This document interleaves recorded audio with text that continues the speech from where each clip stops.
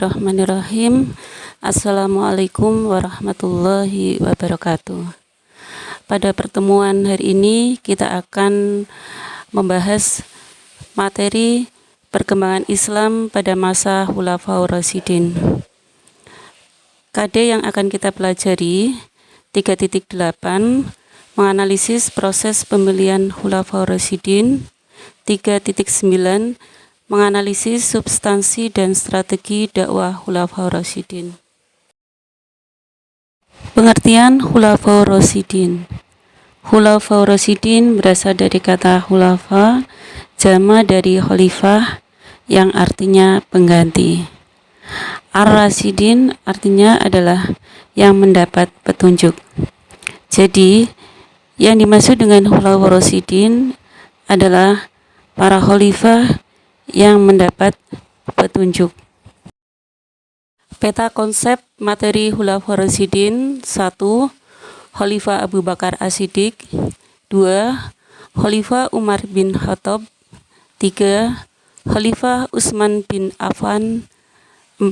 Khalifah Ali bin Abi Thalib. Kita bahas peta konsep yang pertama, yaitu Khalifah Abu Bakar As-Siddiq. Nama asli beliau adalah Abdullah ibnu Abi Quhafah At-Tamimi. Pada zaman jahiliyah, beliau bernama Abdul Ka'bah. Setelah masuk Islam, Nabi Muhammad SAW mengganti namanya menjadi Abdullah Abu Bakar. Namun, orang-orang memanggilnya Abu Bakar. Nama ini diberikan karena ia adalah orang yang paling dini memeluk ajaran Islam. Dalam bahasa Arab, bakar berarti dini atau pagi. Selain itu, Abu Bakar seringkali dipanggil Atik atau yang tampan karena ketampanan wajahnya. Sementara Nabi Muhammad SAW memberikan Abu Bakar gelar As-Siddiq dikarenakan dia membenarkan kisah peristiwa Isra Mi'raj Nabi ketika banyak penduduk Mekah yang mengingkarinya. Abu Bakar adalah seorang sahabat Nabi yang terkenal akan kedermawanannya. Demi membela kaum muslimin yang tertindas di Mekah, Abu Bakar tak segan-segan mengeluarkan hartanya. Salah satu kisah terkenal yang menggambarkan kedermawanannya tentu saja ketika ia menebus Bilal bin Rabah dari tangan majikannya, yaitu Umayyah bin Halab. Lewat perantara Abu Bakar, Allah Subhanahu wa Ta'ala memberi pertolongan kepada hambanya yang teguh imannya. Biarpun hidup pada zaman jahiliyah, berbagai kebaikan telah melekat pada Abu Bakar sejak kecil. Lembut dalam bertutur kata dan sopan dalam bertindak merupakan beberapa sifat bawaannya. Ia juga perasa dan sangat mudah tersentuh hatinya. Selain itu, Abu Bakar dikenal cerdas dan berwawasan luas. Kita lanjut pembahasan tentang proses terpilihnya Khalifah Abu Bakar As-Siddiq. Di tengah kekosongan pemimpin, tatkala tersiar kabar tentang meninggalnya Rasulullah SAW, golongan sahabat dari Ansor berkumpul di tempat, yaitu Sakifah Bani Sa'idah, yaitu sebuah tempat yang biasa digunakan sebagai pertemuan dan musyawarah penduduk kota Madinah. Pertemuan dari golongan Ansor di Sakifah Bani Sa'idah tersebut dipimpin oleh seorang sahabat yang sangat dekat dengan Rasulullah SAW yang bernama Sa'ad bin Ubadah, yaitu seorang tokoh terkemuka dari suku Khazraj. Pada waktu Sa'ad bin Ubadah mengajukan wacana dan gagasan tentang siapa yang pantas untuk menjadi pemimpin sebagai pengganti Rasulullah, ia menyatakan bahwa kaum Ansorlah yang pantas memimpin kaum muslimin. Beberapa tokoh muhajirin seperti Abu Bakar, Umar bin Khattab, Abu Ubaidah bin Jarrah, dan sahabat muhajirin yang lain mengetahui pertemuan orang-orang Ansor tersebut. Mereka segera menuju ke Sakifah Bani Sa'idah. Pada saat orang-orang Muhajirin datang di Sakifah Bani Sa'idah, kaum Ansor nyaris bersepakat untuk mengangkat dan membaiat Sa'ad bin Ubadah menjadi khalifah. Karena pada saat tersebut, para tokoh Muhajirin juga datang, maka mereka juga diajak untuk mengangkat dan membaiat Sa'ad bin Ubadah. Namun, kaum Muhajirin yang diwakili oleh Abu Bakar menolaknya dengan tegas untuk membaiat Sa'ad bin Ubadah. Abu Bakar mengatakan pada golongan Ansor bahwa jabatan khalifah sebaiknya diserahkan kepada kaum Muhajirin. Alasan Abu Bakar adalah merekalah yang lebih dulu memeluk ajaran Islam. Kaum Muhajirin dengan perjuangan yang berat selama 13 tahun menyertai Nabi dan membantu mempertahankan Islam dari gangguan dan penindasan kaum Quraisy di Mekah. Dengan usulan Abu Bakar tersebut, golongan Ansor tidak dapat membantah. Kaum Ansor menyadari dan ingat bagaimana keadaan mereka sebelum Nabi Muhammad SAW dan para sahabatnya dari Mekah mengajak masuk Islam. Bukankah di antara mereka sering terlihat perang saudara yang berlarut-larut? Saat yang bersamaan, Abu Bakar menunjuk 2 orang Muhajirin di sampingnya yang dikenal sangat dekat dengan Nabi, yaitu Umar bin Khattab dan Abu Ubaidah bin Jarrah. Abu Bakar mengusulkan agar memilih satu di antara keduanya untuk menjadi khalifah. Demikian kata Abu Bakar kepada kaum Ansor sembari menunjuk Umar dan Abu Ubaidah. Namun sebelum kaum Ansor merespon usulan Abu Bakar, Umar dan Abu Ubaidah justru menolaknya dan keduanya justru balik menunjuk dan memilih Abu Bakar. Secara cepat dan tegas, Umar mengayunkan tangannya ke tangan Abu Bakar dan mengangkat tangan Abu Bakar dan membaiatnya. Lalu apa yang dilakukan Umar ini segera diikuti oleh Abu Ubaidah dan akhirnya diikuti kaum Ansor untuk membaiat Abu Bakar kecuali Sa'ad bin Ubadah. Lalu pada esok harinya, baiat terhadap Abu Bakar secara umum dilakukan oleh umat muslim di Madinah. Maka dengan demikian, kaum muslimin pada tahun 634 Masehi atau 13 Hijriah membaiat Abu Bakar As-Siddiq menjadi seorang khalifah. Substansi dan strategi dakwah Khalifah Abu Bakar As-Siddiq. Yang pertama adalah peristiwa riddah. Meninggalnya Rasulullah SAW banyak menimbulkan gejolak di kalangan umat Islam. Salah satunya adalah kaum murtad.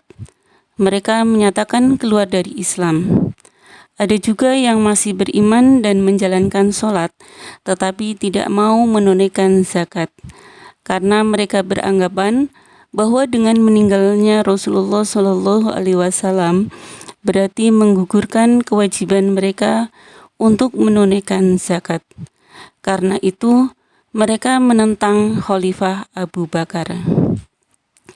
Karena sikap keras kepala dan penentangan yang dapat membahayakan agama dan pemerintahan, Khalifah Abu Bakar menyelesaikan persoalan ini dengan apa yang dimaksud dengan perang riddah, yaitu perang melawan kemurtadan. Khalid bin Walid adalah jenderal yang banyak berjasa dalam perang riddah ini.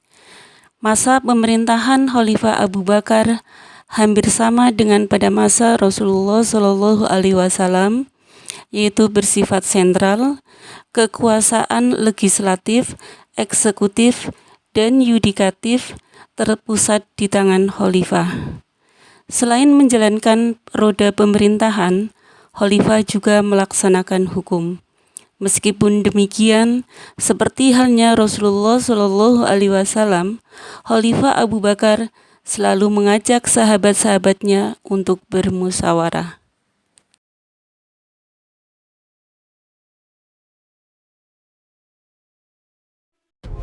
Perang Riddah adalah serangkaian kampanye militer melawan pemberontakan beberapa suku Arab yang terjadi pasca wafatnya Rasulullah SAW. Peristiwa ini terjadi pada masa Khalifah Abu Bakar As-Siddiq yang berlangsung selama kurang lebih 1 tahun antara tahun 632 hingga 633 Masehi atau bertepatan 11 hingga 12 Hijriah. Gerakan murtad ini dipicu oleh banyak kabilah dan didukung oleh orang-orang munafik serta orang-orang kafir, bahkan disokong pula oleh Kekaisaran Persia dan Romawi. Ketika berita itu sampai kepada Khalifah Abu Bakar As-Siddiq, beliau merespon dengan keras, yaitu dengan mengambil jalur militer. Abu Bakar sangat memahami hakikat kemurtadan tersebut, sehingga Abu Bakar yang terkenal lembut memandang penanganannya harus dengan tegas dan keras. Sempat terjadi perbedaan pendapat antara Umar bin Khattab dengan Khalifah Abu Bakar As-Siddiq dalam mengatasi gerakan murtad dari golongan kaum yang menolak membayar zakat. Umar mengusulkan agar mengampuni mereka yang enggan membayar zakat, sebab masih menjalankan kewajiban lain yaitu sholat. Namun, Khalifah Abu Bakar dengan tegas menyatakan bahwa siapa saja yang tidak mau membayar zakat sama dengan memutuskan Islam, sebab zakat merupakan pilar penting dalam Islam. Golongan kaum murtad ini terbagi menjadi 3, yaitu mereka yang murtad atau keluar dari Islam, kemudian mengaku sebagai nabi, dan menolak membayar zakat. Substansi atau keberhasilan dari Khalifah Abu Bakar As-Siddiq berikutnya adalah mengkodifikasi atau membukukan Al-Quran. Munculnya Perang Riddah menimbulkan banyak korban, termasuk para penghafal Al-Quran. Kenyataan ini sangat mengkhawatirkan dan merugikan. Oleh karena itu, Umar bin Khattab mengusulkan kepada Khalifah Abu Bakar untuk mengumpulkan tulisan-tulisan Al-Quran menjadi satu buku. Khalifah Abu Bakar kemudian menunjuk Sa'id bin Tsabit untuk memimpin pengumpulan ayat-ayat Al-Quran tersebut. Karena Sa'id bin Tsabit merupakan sosok pemuda yang cerdas dan berpengalaman mencatat ayat-ayat Al-Quran. Proses kodifikasi Al-Quran ini berlangsung hingga pada masa pemerintahan Khalifah yang ketiga, yaitu Khalifah Utsman bin Affan.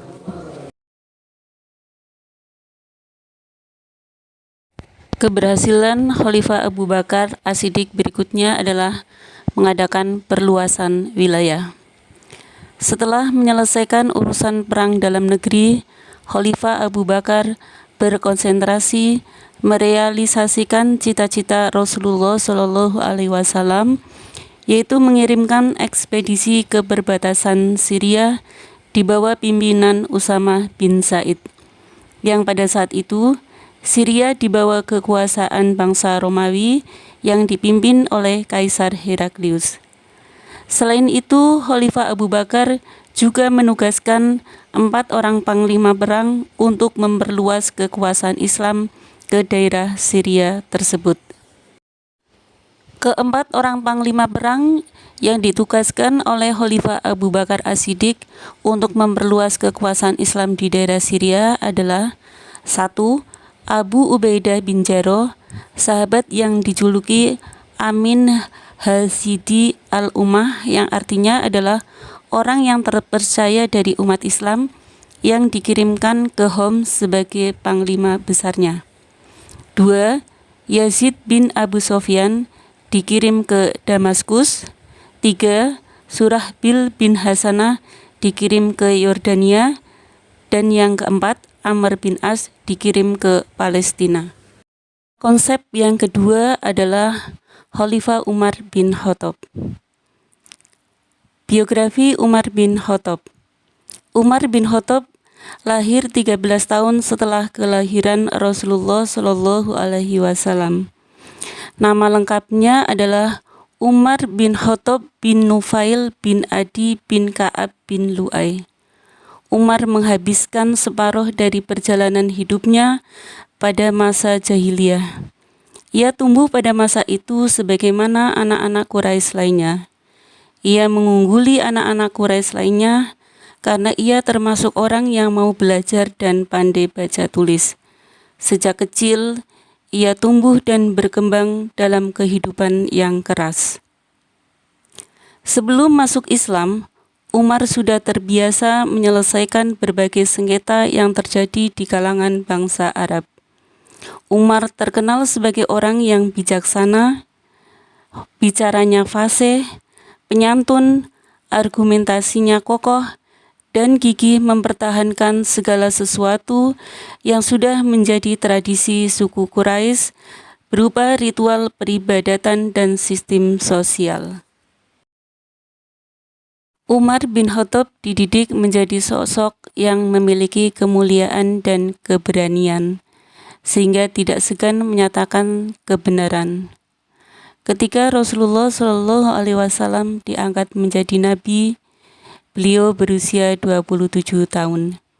Pada awalnya, dia tidak mau menerima kebenaran risalah Islam, sehingga ia memusuhi Islam sampai banyak kaum muslim menderita karena ulahnya.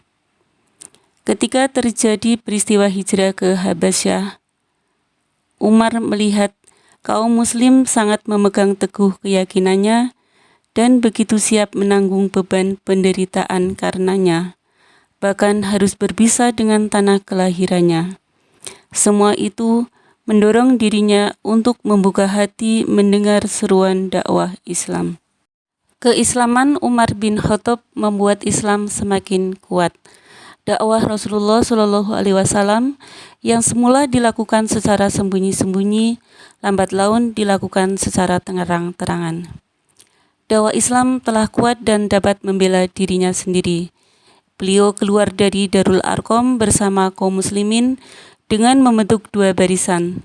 Satu barisan dipimpin oleh Umar bin Khattab dan satu barisan lagi dipimpin oleh Hamzah bin Abdul Muthalib. Proses pengangkatan Khalifah Umar bin Khattab.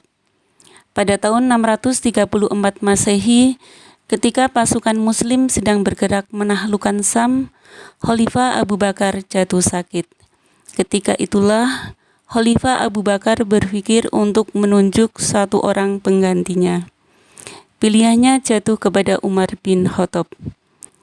Pandangannya yang jauh membuat Khalifah Abu Bakar yakin bahwa Umarlah pemimpin yang tepat untuk menggantikannya. Namun demikian, sebelum menentukan orang yang akan menjadi penggantinya, Khalifah Abu Bakar meminta penilaian dari para sahabat besar mengenai Umar. Ia bertanya kepada Abdurrahman bin Auf, Utsman bin Affan, Asid bin Hudair al-Ansari, Sa'id bin Zaid, dan para sahabat lain dari kalangan muhajirin dan ansor. Pada umumnya, para sahabat itu memuji dan menyanjung Umar.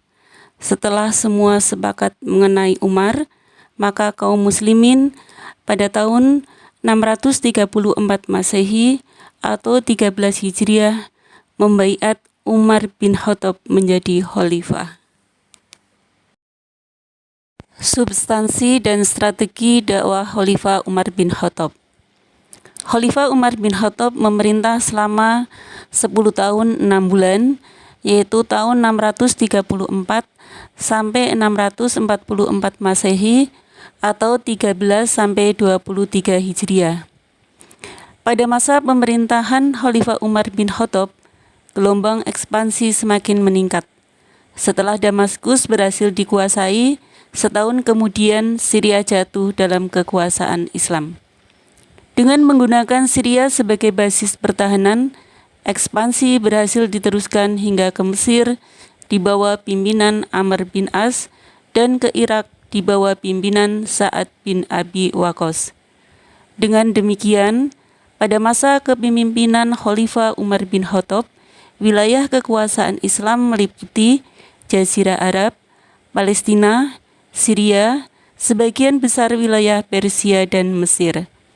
Selain perluasan wilayah, Khalifah Umar bin Khattab juga melakukan beberapa strategi kepemimpinannya sebagai berikut. A. Mengatur administrasi negara.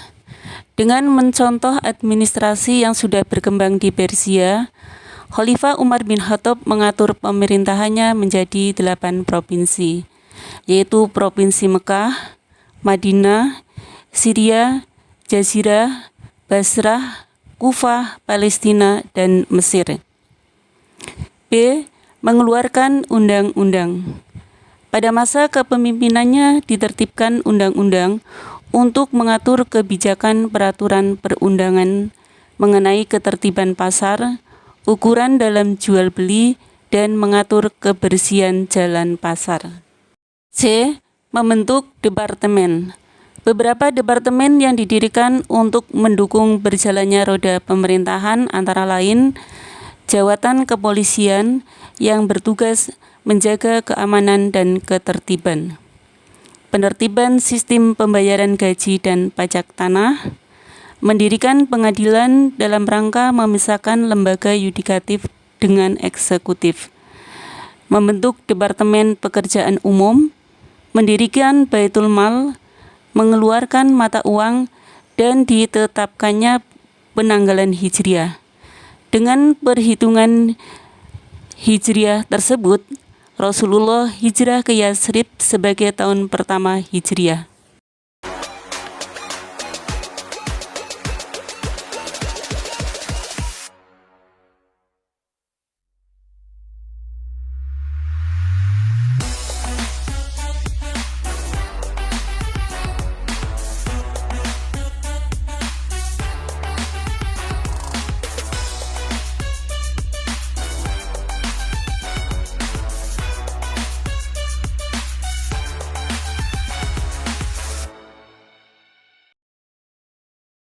Demikianlah pembahasan materi Khulafaur Rasyidin tentang biografi dan proses pemilihan Khulafaur Rasyidin pada hari ini.